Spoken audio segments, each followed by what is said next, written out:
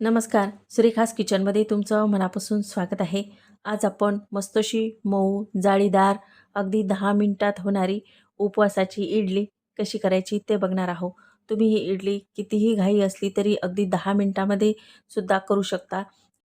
इतकी सोपी पद्धत वापरून आज आपल्याला मस्त अशी जाळीदार इडली कशी करायची ते बघायचं आहे. माझ्या चॅनलवर तुम्ही नवीन असाल तर माझ्या चॅनलला लाईक, शेअर आणि सबस्क्राईब करायला विसरू नका. चला तर मग रेसिपीला सुरुवात करूया. इथं मी एक मिक्सरचं भांडं घेतलेलं आहे. त्यामध्ये आपल्याला 2 वाटी भगर टाकून घ्यायची आहे. तर ही भगर मस्त स्वच्छ कपड्याने पुसून घेतलेली आहे. तुम्हाला ही भगर धुवून घ्यायची असेल तर धुवून तुम्ही सुकवून घेऊ शकता.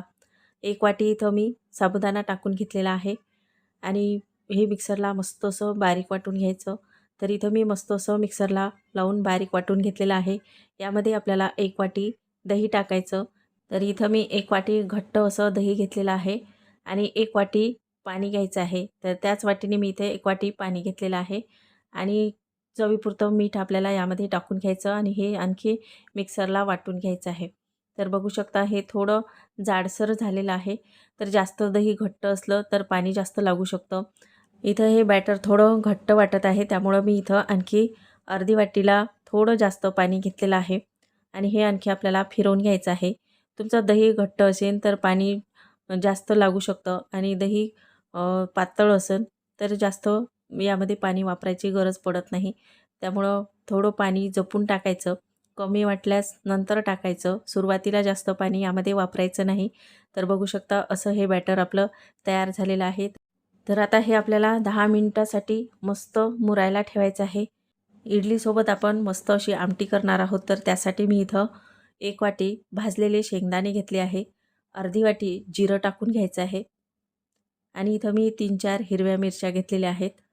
तर आता हे मिक्सरला लावून आपल्याला मस्त बारीक वाटून घ्यायचं आहे. तर आता वाटून घेतल्यावर आपल्याला यामध्ये 1 वाटी ताक टाकून घ्यायचं आहे किंवा तुम्ही 1 वाटी यामध्ये दही टाकून घेऊ शकता. माझ्याजवळ ताक होतं म्हणून मी ताक घेतलेलं आहे. ताकामधली ही आमटी खूप छान लागते खायला. तर आता आपल्याला हे फोडणी देऊन घ्यायचं. त्यासाठी मी गॅसवर कढई ठेवलेली आहे. त्यामध्ये थोडं तेल टाकून घ्यायचं.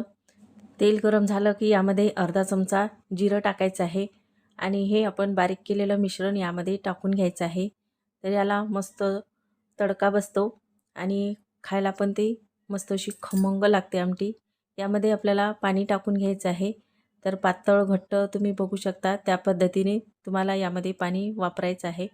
तर आता इथं थोडी मी पातळच करून घेतलेली आहे आणि इथं मी 1 चमचा साखर घेतलेली आहे. आपण यामध्ये ताक वापरलेलं आहे त्यामुळं थोडी आमटी ही आंबट होते. त्यामुळं थोडी साखर वापरली की ते थोडं बॅलन्स बरोबर होतं या आमटीचं. चवीपुरतं मीठ टाकायचं आहे आणि याला थोडी आमटीला उकळी येऊ द्यायची आहे. जास्त पण ही आमटी उकळायची नाही. जास्त उकळल्या गेली की त्याची चव बिघडते. त्यामुळं अशी बघा थोडी उकळी येऊ द्यायची. म्हणजे हे सर्व असं मधात एकत्र येतं. तर अशा पद्धतीची ही आमटी घट्टसुद्धा होते. तर बघू शकता ही आमटी तयार झालेली आहे. काढून घेऊया आणि आपल्याला इडली करून घ्यायची आहे. त्याआधी इथं मी इडलीचे पात्र घेतलेले आहे आणि त्याला मस्त असं तेल लावून घ्यायचं आहे. सर्व पात्रांना तेल लावून घ्यायचं. तर मी इथं 3 पात्र घेतलेली आहे. तर तशी ही 5 पात्राचं इडलीचं भांडं आहे. तर मी 5ही भांडे घेतलेले आहे. तर आता हे बॅटर पण आपलं छान मस्त असं फुललेलं आहे. तुम्ही बघू शकता मस्त असं थोडं घट्ट झालेलं आहे. अगदी जास्त पातळही नाही आणि जास्त घट्टही नाही अशा पद्धतीचं झालेलं आहे. इथं मी अर्धा चमचा सोडा घेतलेला आहे. तर हा आपला साधा नॉर्मल भज्याचा सोडा घेतलेला आहे. तुम्हाला यामध्ये इनो पावडर टाकायची असेल तर तुम्ही इनोसुद्धा वापरू शकता. तर अर्धा चमचाच वापरायचा, जास्त वापरायचं नाही. जास्त जर वापरला तर इडल्या आपल्या लालसर किंवा पिवळसर होऊ शकतात. त्यामुळं सोडा जास्त टाकायचा नाही. तर पाहू शकता तुम्ही मस्त आपलं हे बॅटर छान असं फुगलेलं आहे आणि जास्त पातळसुद्धा झालं नाही, जास्त घट्टही झालं नाही. अशा पद्धतीचं हे बॅटर ठेवायचं आहे. इडलीचे भांडे तुम्हाला 2 वेळ लावायचे असतील तर तुम्ही हे बॅटर अर्धं-अर्धं करून त्यामध्ये सोडा वापरून घेऊ शकता. तर आता हे आपल्याला इडलीच्या पात्रामध्ये बॅटर टाकून घ्यायचं आहे. तर अशा पद्धतीने मस्त यामध्ये आपण पूर्ण बॅटर टाकून घेऊया आणि पूर्ण इडलीचे पात्र भरून घेऊयात. इथं मी गॅसवर इडली पात्र गरम करायला ठेवलेलं आहे. यामध्ये 1 ते 1.5 ग्लास पाणी टाकून घ्यायचं आणि मस्त गरम करून घ्यायचं आहे आणि त्यामध्ये आपल्याला हे भांडे ठेवून घ्यायचे आहे. तर मी इथं 5ही इडली पात्राचे भांडे असे भरून घेतलेले आहे आणि हे पूर्ण बॅटर मी यामध्ये टाकून घेतलेलं आहे. उरलेलं बॅटर तुम्ही नंतर लावू शकता. तर आता यावर झाकण ठेवून आपल्याला 10 मिनिटासाठी इडली वाफवून घ्यायची आहे. तर 10 मिनिटं झालेली आहेत आणि इडली बघू शकता तुम्ही आपली मस्त अशी तयार झालेली आहे. खूप छान अशी जाळी आलेली आहे आणि छान फुगली पण आहे.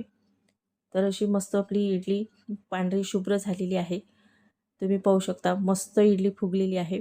तर ही इडली आपल्याला काढून घ्यायची आहे. तर वरचं भांडं काढून घेऊया. तर बघू शकता तुम्ही खालचे सुद्धा भांडे आपले मस्त असे इडलीचे फुगलेले आहेत.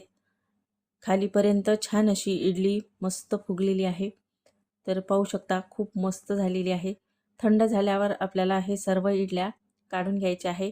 एखादा चमचा घ्यायचा किंवा चाकू घ्यायचा आणि त्याने हे काढून घ्यायचे आहे. तर बघू शकता मस्त आपल्या इडल्या निघत आहेत. जास्त चिटकल्या पण नाही. खूप मस्त झालेल्या आहेत आणि जाळी पाहू शकता तुम्ही मस्त अशी जाळीदार इडली तयार झाली. एकदम मऊ लुसलुशीत अशी इडली तयार होते.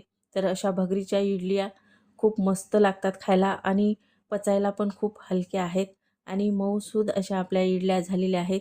एकदम जाळीदार, नरम, लुसलुशीत अशा इडल्या तुम्ही पण नक्की ट्राय करून बघा.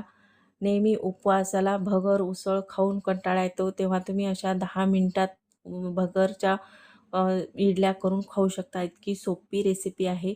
अशा पद्धतीच्या इडल्या तुम्ही पण नक्की ट्राय करून बघा आणि असेच नवनवीन व्हिडिओ पाहण्यासाठी माझ्या चॅनलला सबस्क्राईब करायला विसरू नका.